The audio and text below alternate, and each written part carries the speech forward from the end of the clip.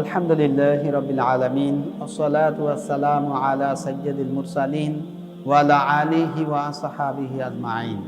আম্মা বাদ।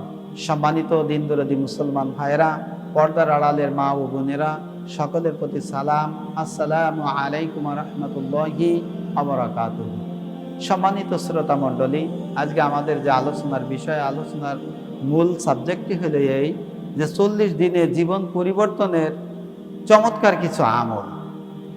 আপনি যদি 40টা দিনে জীবন যদি পরিবর্তন করতে চান, আপনি যদি আল্লাহর ওলি যদি হতে চান, তাহলে 40 দিন যাবত এই আমল কয়টি আপনি যদি করতে পারেন, অর্থাৎ এই 14টি আমল যদি আপনি করতে পারেন, তাহলে আল্লাহ রাব্বুল আলামিন আপনাকে এত নিকটবর্তী করবে যে আপনি আপনার জীবনে কখনো কল্পনাই করতে পারবেন না। সুতরাং এই 14টি আমল করার জন্য আমাদের চেষ্টা করতে হবে। এই 14টি আমল আপনি যদি 40 দিন করতে পারেন, আমি নিঃসন্দেহে বলতে পারি আপনি বুঝতে পারবেন যে আপনি আল্লাহ রাব্বুল আলামিনের কত নিকটবর্তী হয়ে গিয়েছেন। তাই আসুন আমরা একটা পরিকল্পনা নিই, একটা টার্গেট নিই যে মাহে রমজান মাসের পরে 40টা দিন, একটা দিন আমরা গ্যাপ দেব না। 40টা দিনে জীবন পরিবর্তনের জন্য আমরা এই 14টি আমল করার জন্য চেষ্টা করব। তাহলে আল্লাহ রাব্বুল আলামিন আপনার জীবনটাকে উজালা করে দেবে, আপনার জীবনটাকে ধন্য করবে এবং আল্লাহ রাব্বুল আলামিন আপনাকে নিকটবর্তী করে নেবে। তাই আর কথা নয়, আসুন আমরা এই 14টি আমল কি আমরা জানার জন্য চেষ্টা করি। 1 নম্বরে, আপনার জীবনকে পরিবর্তন যদি করতে হয়, আল্লাহ রাব্বুল আলামিনের নিকটবর্তী যদি হতে হয়, তাহলে ফরজ ইবাদতের পাশাপাশি আপনার তাহাজ্জুদের নামাজ আপনার প্রতিনিয়ত আপনার পড়তে হবে। আপনি তাহাজ্জুদের নামাজ কত রাকাত পড়বেন? 2 রাকাত, 4 রাকাত, 6 রাকাত, অথবা আপনি 8 রাকাত নামাজ পড়বেন। এই 4টে ক্যাটাগরির যে কোনো রাকাত আপনি পড়তে পারেন। 2 রাকাতও পড়তে পারেন, 4 রাকাত, 6 রাকাত, অথবা আপনি 8 রাকাত পড়তে পারেন। আল্লাহ রাসূল সাল্লাল্লাহু আলাইহি ওয়াসাল্লাম তিনি বর্ণনা করেন যে তাহাজ্জুদের সময়, অর্থাৎ রাতের 2 অংশের তৃতীয় অংশে আল্লাহ সুবহানাহু ওয়া তাআলা আসমানের সর্বশেষ আসমানে তিনি নেমে আসেন এবং দুনিয়াবাসীদেরকে তিনি ডাকতে থাকেন, কে এমন ব্যক্তি আছো যে জীবনে অনেক পাপ করেছো, অনেক গুনাহ, অনেক অন্যায় করেছো, ক্ষমার জন্য তুমি আমার কাছে সাহায্য চাও। তোমার জীবনের যত পাপ আছে, যত অপরাধ, যত অন্যায় করেছো, সমস্ত অপরাধকে আমি মাফ করে তোমাকে পুত পবিত্র করে দেবো বলি। সুবহানাল্লাহ। তাই তাহাজ্জুদের নামাজ পড়তে গিয়ে বা তাহাজ্জুদের নামাজ পড়া অত্যন্ত গুরুত্বপূর্ণ একটা ইবাদত। আল্লাহ রাসূল সাল্লাল্লাহু আলাইহি ওয়াসাল্লাম আরও বলেন, কোনো ব্যক্তি যদি রোগে আক্রান্ত অবস্থায় থাকে, পীড়িত অবস্থায় থাকে, এমন রোগ যা ওষুধে সারছে না, বা এমন একটি রোগ হয়েছে যে রোগটা সারার জন্য অনেক টাকা পয়সার প্রয়োজন আছে, এত অর্থ আপনার কাছে নাই, আপনি তাহাজ্জুদের নামাজ পড়েন। তাহাজ্জুদের নামাজ পড়ে স্বয়ং আল্লাহ রাব্বুল আলামিনের কাছে আপনি সেজদায় পড়ে চোখের পানি ফেলে আল্লাহর কাছে আপনি কামনা করেন, সাহায্য চান, রোগ মুক্তির সাহায্য কামনা করেন, আল্লাহ তাআলা আপনার রোগ মুক্তি করে দেবে। কোনো অর্থ খরচ হবে না, কারণ রোগ দেওয়ার মালিক আল্লাহ, রোগ সারার মালিকও আল্লাহ। কোনো ওষুধ বিহীন আল্লাহ তাআলা আপনাকে সুস্থতা দান করে দিতে পারে। তাই আমি আপনাদের সকলকে পরামর্শ দেব, অবশ্যই 1 নম্বর যে আমলটা, ফরজ সালাতের পাশাপাশি আপনার কি করতে হবে? আপনার নিয়মিত তাহাজ্জুদের নামাজ আদায় করতে হবে কমসে কম 40 দিন। 2 নম্বর আপনার যে আমলটি করতে হবে সেটা হলো এই যে ফজরের 2 রাকাত সুন্নাত নামাজ কখনো ছাড়া যাবে না। ফজরের 2 রাকাত সুন্নাত নামাজ হলো আসমান আর জমিনের ভিতরে যা কিছু আছে তার চাইতেও দামি। এ কথাটা বলেছেন বিশ্বনবী মুহাম্মদ রাসূলুল্লাহ সাল্লাল্লাহু আলাইহি ওয়াসাল্লাম।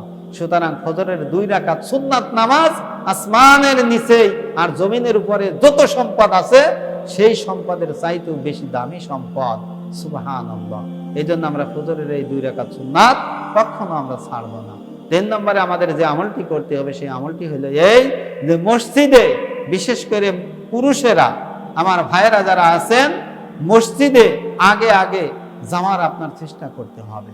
কারণ যে ব্যক্তি আল্লাহর ঘর মসজিদে প্রথম যাবে, আল্লাহ তাআলা তার প্রতি এত খুশি হবে, ফেরেশতাদেরকে বলতে থাকে যে দেখো আমার এক বান্দা পাক পবিত্র হয়ে ওযু করে আমার ঘর মসজিদে আগে আগে এসেছে। হ্যাঁ আমার ফেরেশতারা তোমরা সাক্ষ্য থেকো, আমি আমার এই বান্দার প্রতি খুশি হয়ে গেলাম বলে সুবহানাল্লাহ। সুতরাং আপনার জীবনকে যদি পরিবর্তন করতে চান, আল্লাহ তাআলার নিকটবর্তী যদি হতে চান, আল্লাহর ওলি যদি হতে চান, তাহলে অবশ্যই আপনার মসজিদে আগে আগে যাওয়ার চেষ্টা করতে হবে। এই আমলটি আপনার করতে হবে। 4 নম্বরে আপনার যে কাজটি করতে হবে সেই আমলটি হলো এই যে ফজরবাদ কোরআন অধ্যয়ন করতে হবে আপনার বুঝে বুঝে। কেননা আল্লাহ রাসূল সাল্লাল্লাহু আলাইহি ওয়াসাল্লাম তিনি বর্ণনা করেন, কোন ব্যক্তি, কোন মুমিন, কোন মুসলমান যদি আল্লাহ রাব্বুল আলামিনের সঙ্গে যদি কথোপকথন যদি করতে চায়, তাহলে সে যেন মহাগ্রন্থ আল কোরআন অধ্যয়ন করা শুরু করে। মহাগ্রন্থ আল কোরআন হলো আল্লাহ তাআলার কালাম। যে ব্যক্তি কোরআন অধ্যয়ন শুরু করবে সে যেন সরাসরি আল্লাহ তাআলার সাথে কথোপকথন করলে বলি সুবহানাল্লাহ। এই জন্য আমাদের কি করতে হবে? প্রতিদিন ফজরবাদ অর্থসহ বুঝে বুঝে আমল করার জন্য আমাদের কোরআন অধ্যয়ন করতে হবে। কেননা আল্লাহ রাব্বুল আলামিন তিনি বর্ণনা করেন, ওয়া কুরআনাল ফাজরি ইন্না কুরআনাল ফাজরি কানা মাশহুদা। যে ব্যক্তি ফজরে কোরআন তেলাওয়াত করবে, এই কোরআন তেলাওয়াতকারীর পক্ষে কিয়ামতের ময়দানে এই কোরআন তার জন্য সুপারিশ করবে আমি আল্লাহ রাব্বুল আলামিনের কাছে। এবং আল্লাহ তাআলা এই কোরআনের সুপারিশকে কবুল করে এই কোরআন অধ্যয়নকারীকে আল্লাহর নিয়ামত ভরা জান্নাতে দাখিল করাবে বলে সুবহানাল্লাহ। তাই আমরা অবশ্যই প্রতিদিন এই আমলটি আমরা করব। ফজরের নামাজ পড়ে বাড়িতে ঢুকে আমরা অর্থসহ বুঝে বুঝে আমল করার নিয়তে আমরা কোরআন অধ্যয়ন করব। আল্লাহ তাআলা আমাদের এই আমলটি করার তৌফিক দান করুক। 5 নম্বরে যে আমলটি করতে হবে সেই আমলটি হলো এই যে আমরা যে অ্যান্ড্রয়েড সেট ব্যবহার করি, সকল মানুষের হাতেই মোবাইল অ্যান্ড্রয়েড সেট। আপনার এই অ্যান্ড্রয়েড সেটে কোরআন হাদিসের অ্যাপস লাগাতে হবে এবং প্রতিদিন কমসে কম 20 থেকে 30 মিনিট আপনার কোরআন হাদিস, আপনার মাসলা মাসাইল, মাসনুন দুয়া, এগুলো 20 থেকে 30 মিনিট আপনার প্রতিদিন আপনার এগুলো অধ্যয়ন করতে হবে।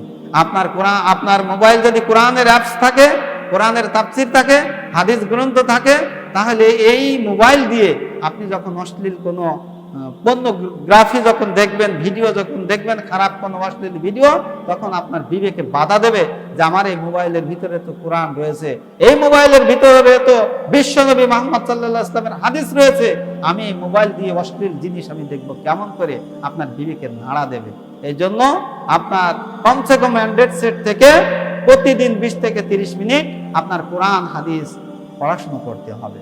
আপনার 6 নম্বরে যে আমলটি করতে হবে, সময় মতো জামাতের সাথে আপনার নামাজ পড়তে হবে। কেননা আল্লাহ রাব্বুল আলামিন তিনি বলেন, ওয়ারকাউ মা'আর রাকিঈন। আল্লাহ তাআলা ঘোষণা করে যে তোমরা রুকুকারীদের সাথে রুকু করো, অর্থাৎ জামাতের সাথে নামাজ আদায় করো। আল্লাহ রাসূল সাল্লাল্লাহু আলাইহি ওয়াসাল্লাম বর্ণনা করেন, কিয়ামতের সেই কঠিন মুসিবতের দিনে আল্লাহর আরশের নিচেই ব্যতীত অন্য কোনো জায়গায় এক বিন্দু পরিমাণে ছায়া থাকবে না, জমিন পুড়ে তামা হয়ে যাবে।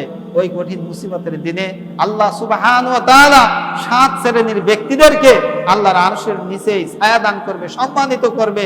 তার ভিতরে এই 7 শ্রেণীর ব্যক্তির ভিতরে এক শ্রেণীর ব্যক্তি আছে যারা 5 ওয়াক্ত নামাজ যারা জামাতের সাথে আদায় করে, আল্লাহ তাআলা তাদের প্রতি এত খুশি হবে যে কিয়ামতের সেই কঠিন মুসিবতের দিনে আল্লাহর আরশের নিচেই তাদেরকে ছায়া দান করবে। সুবহানাল্লাহ। তাই আমাদের 6 নম্বরে যে আমলটি আমাদের করতে হবে, আমাদের 5 ওয়াক্ত জামাতের সাথে মসজিদে গিয়ে নামাজ আদায় করতে হবে। 7 নম্বরে আমাদের যে আমলটি করতে হবে, সোমবার ও বৃহস্পতিবারে আমাদেরকে রোজা রাখতে হবে। কেননা আল্লাহ রাসূল সাল্লাল্লাহু আলাইহি ওয়াসাল্লামের চমৎকার একটি সুন্নাহ ছিল, তিনি এই সুন্নাহটা অব্যাহত রেখেছিলেন মৃত্যুর আগ দিন পর্যন্ত। অর্থাৎ আল্লাহ রাসূল সাল্লাল্লাহু আলাইহি ওয়াসাল্লাম তিনি প্রতি সপ্তাহে তিনি 2 দিন তিনি রোজা রাখতেন, অর্থাৎ প্রতি সোমবারে এবং বৃহস্পতিবারে তিনি রোজা রাখতেন। সাহাবীরা জিজ্ঞেস করলেন, ইয়া রাসূলুল্লাহ সাল্লাল্লাহু আলাইহি ওয়াসাল্লাম, আপনি সোমবার এবং বৃহস্পতিবারে রোজা রাখেন কারণ কি? তখন আল্লাহর নবী বললেন যে সোমবারে আমি এই জন্য রোজা রাখি যে সোমবারের দিন আল্লাহ রাব্বুল আলামিন আমাকে পৃথিবীতে ভূমিষ্ঠ করেছে, অর্থাৎ পৃথিবীতে পাঠিয়েছে। তাই আল্লাহ রাব্বুল আলামিনের শুকরিয়া স্বরূপ আমি এই সোমবারের দিন রোজা রাখি। বৃহস্পতিবারের দিন রোজা রাখি এই জন্য যে বৃহস্পতিবার এই দিনটি হলো সপ্তাহের শেষ দিন, আর প্রতি বৃহস্পতিবারে বান্দা যে আমল করেছে এই আমলগুলো আল্লাহ রাব্বুল আলামিনের দরবারে পেশ করা হয়। তাই আমি চাই বৃহস্পতিবারের রোজা থাকা অবস্থায় আমার আমলগুলো যেন ফেরেশতা আল্লাহ রাব্বুল আলামিনের দরবারে পেশ করে। সুবহানাল্লাহ, আমি এই জন্য রোজা রাখি। তাই সম্মানিত আমার দিনদরদি মুসলমান ভাইয়েরা এবং আমার মা ও বোনেরা, আমরা সকলে এই আমলটি করার জন্য চেষ্টা করব। আল্লাহ তাআলা আমাদের সকলকে তৌফিক দান করুক, সকলে বলে আমিন। 8 নম্বরে আমাদের যে আমলটি করতে হবে, মাসে আয়ামে বীজের 3টে রোজা রাখতে হবে। আয়ামে বীজের 3টে রোজা রাখা মানে প্রতি আরবি মাসের 13, 14, 15 এই 3টে রোজা যদি আপনি রাখতে পারেন, আল্লাহর নবী মুহাম্মদ সাল্লাল্লাহু আলাইহি ওয়াসাল্লাম তিনি বর্ণনা করেন এই 3টে রোজা রাখা মানেই হলো 30টে দিন রোজা রাখলে যে পরিমাণ সওয়াব হবে, সম পরিমাণ সওয়াব আল্লাহ রাব্বুল আলামিন ওই ব্যক্তির আমলনামায় লিপিবদ্ধ করে দেবে বলে। সুবহানাল্লাহ। তাই আপনি যদি প্রতি মাসে যদি 3টে করে রোজা রাখেন, অর্থাৎ 12 মাসে 3 বারং 36টে রোজা যদি রাখেন, তাহলে 365 দিন রোজা রাখলে যে পরিমাণ সওয়াব হবে, সম পরিমাণ সওয়াব আল্লাহ রাব্বুল আলামিন আপনার আমলনামায় লিপিবদ্ধ করে দেবে বলে। সুবহানাল্লাহ। তাই আমরা এই আমলটি করার জন্য আমরা চেষ্টা করব। আল্লাহ তাআলা আমাদের সকলকে তৌফিক দান করুক, আমিন। 9 নম্বরে যে আমলটি আমাদের করতে হবে, সূরাতুল ওয়াকিয়া অর্থ সহ আমাদের পড়তে হবে। মাগরিবের নামাজ পড়ে এই আমলটি যদি কেউ করে, আল্লাহ তাআলা তার প্রতি এত খুশি হয় যে তার জন্য আল্লাহ তাআলা রিজিকের ব্যবস্থা করে দেয় এবং আল্লাহ তাআলা তার প্রতি খুশি হয়ে যায়। সুবহানাল্লাহ। তাই আমরা সকলেই আমরা সূরাতুল ওয়াকিয়া আমরা তেলাওয়াত করার জন্য চেষ্টা করব। 10 নম্বরে আমাদের যে আমলটি করতে হবে, প্রতি রাতে ঘুমানোর আগে সূরাতুল মুলক তেলাওয়াত করা। আল্লাহ রাসূল সাল্লাল্লাহু আলাইহি ওয়াসাল্লাম তিনি বর্ণনা করেন, কোন মুসলমান যদি ঘুমানোর পূর্বে যদি সূরাতুল মুলক যদি তেলাওয়াত করে, আল্লাহ রাব্বুল আলামিন তার 2টা উপকার করবে। 1 নম্বরে হলো দাজ্জালের ফিতনা থেকে তাকে পরিত্রাণ দেবে, তাকে বাঁচাবে। আর 2 নম্বরে হলো আল্লাহ রাব্বুল আলামিন তার কবরের সকল আযাব তাকে মাফ করে তার কবরটাকে আল্লাহ তাআলা শান্তির নিড় হিসেবে পরিণত করে দেবে। সুবহানাল্লাহ। তাই আমরা সকলেই আমরা ঘুমোতে যাওয়ার আগে, অর্থাৎ আমরা রাতের বেলায় সূরাতুল মুলক আমরা পাঠ করে তারপর আমরা ঘুমোতে যাওয়ার জন্য চেষ্টা করব। 11 নম্বরে যে আমলটি আমাদের করতে হবে, প্রতি শুক্রবারে সূরাতুল কাহাফ অধ্যয়ন করা। আল্লাহ রাসূল সাল্লাল্লাহু আলাইহি ওয়াসাল্লাম এই সূরাতুল কাহাফ তিনি প্রতি শুক্রবারে তিনি অধ্যয়ন করতেন। 12 নম্বরে যে আমলটি আমাদের করতে হবে, প্রতি রাতে ঘুমানোর সময় আয়াতুল কুরসি আমাদের পাঠ করতে হবে। আল্লাহ রাসূল সাল্লাল্লাহু আলাইহি ওয়াসাল্লাম তিনি বর্ণনা করেন যে কোন মুসলমান যদি 5 ওয়াক্ত নামাজ শেষে আয়াতুল কুরসি যদি পাঠ করে এবং ঘুমোতে যাওয়ার পূর্বে যদি আয়াতুল কুরসি যদি পাঠ করে, জান্নাতে যাওয়ার জন্য তার একটি মাত্র বাধা যে বান্দা মরে না, তাই জান্নাতে প্রবেশ করতে পারে না। বান্দা মরার সাথে সাথে আল্লাহ তাআলা তাকে জান্নাতে প্রবেশ করিয়ে দেবে। সুবহানাল্লাহ। তাই আমরা সকলেই আয়াতুল কুরসিটা আমল করার জন্য চেষ্টা করব। আল্লাহ তাআলা আমাদের সকলকে তৌফিক দান করুন, আমিন। 13 নম্বর আমাদের যে আমলটি করতে হবে, প্রতি রাতে ঘুমানোর আগে আত্মসমালোচনা করতে হবে। অর্থাৎ ফজর থেকে এশার আগ পর্যন্ত, অর্থাৎ ঘুমোতে যাওয়ার আগ পর্যন্ত আপনি চাকরি জীবনে, ব্যবসায়ী জীবনে, কর্মজীবনে, কৃষি জীবনে, পারিবারিক সামাজিক জীবনে আপনি যদি কোনো অন্যায় কাজ যদি করে থাকেন, কোনো পাপের কাজ যদি করে থাকেন, তাহলে অবশ্যই আপনার আল্লাহর কাছে তওবা করতে হবে, ক্ষমা চাইতে হবে। কেননা ওই রাতটিও আপনার জীবনের শেষ রাত হয়ে যেতে পারে, আপনার ওই রাতে আপনার মৃত্যু হয়ে যেতে পারে। তাই আপনি কি করবেন, আপনার করণীয় হলো আল্লাহর কাছে তওবা করা, তার কাছে ক্ষমা চাওয়া, যে ভুল ভ্রান্তি গুলো হয়েছে আগামীকাল আল্লাহ যদি বাঁচিয়ে রাখে এই ভুলগুলো আর করব না বলে সিদ্ধান্ত নিয়ে আল্লাহর কাছে তওবা করা, ক্ষমা চাওয়া, এই খারাপ কাজ থেকে ফিরে থাকার নামই হলো তওবা। এইভাবে আল্লাহর কাছে ক্ষমা প্রার্থনা করতে হবে। আর যে ভালো কাজগুলো করেছি এটা আল্লাহর দয়া এবং রহমত ছাড়া এই ভালো কাজগুলো করা কখনো সম্ভব হয়নি বলে স্বীকৃতি দেওয়া এবং আল্লাহ রাব্বুল আলামিনের শুকরিয়া স্বরূপ আলহামদুলিল্লাহ বলা।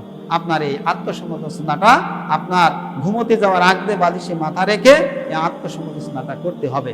এইভাবে যদি আপনি 1 দিন 2 দিন 3 দিন নয়, আপনি যদি 40টি দিন পর্যন্ত যদি এই আমলটি যদি করতে পারেন, আল্লাহ তাআলা আপনার প্রতি এত খুশি হবে যে আল্লাহ তাআলা আপনাকে আল্লাহর ওলিতে পরিণত করে দেবে বলে। সুবহানাল্লাহ। তাহলে আমরা সর্বশেষ অর্থাৎ 14 নম্বরে আমাদের যে আমলটি করতে হবে, দিনে কমসে কম 70 বারেরও বেশি আমাদের তওবা ইস্তেগফার করতে হবে। অর্থাৎ তওবা ইস্তেগফার করতে হবে। এটা আল্লাহ রাসূল সাল্লাল্লাহু আলাইহি ওয়াসাল্লাম তিনি করেছিলেন। আল্লাহর নবী কি কোনো পাপ করেছিলেন, কোনো অন্যায় করেছিলেন, কোনো গুনাহ করেছিলেন? না। কেননা আল্লাহ রাসূল সাল্লাল্লাহু আলাইহি ওয়াসাল্লাম ছিলেন তিনি নিষ্পাপ, নিষ্কলুষ। তার মতো পবিত্র মানুষ, তার মতো গুনাহীন মানুষ আল্লাহ তাআলা পৃথিবীতে আর কাউকে পাঠায়নি, আর পাঠাবেও না। সেই নিষ্পাপ নবীও তিনি 70 বারের বেশি তওবা ইস্তেগফার করতেন।